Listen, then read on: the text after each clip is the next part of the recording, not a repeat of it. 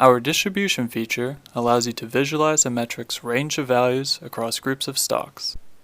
There are many types of groups that you can analyze: ETFs, sectors, industries, pairs of stocks, and your own watch lists.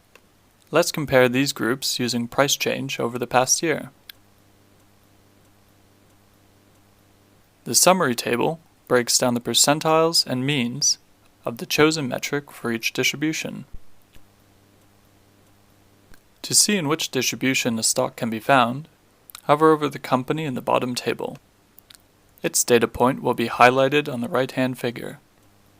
The values in both tables can be sorted in ascending, descending, and default orderings.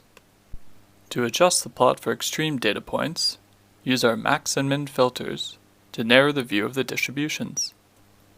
These plots allow you to contrast the performance of a metric across multiple groupings and break down stocks' performances within specific categories.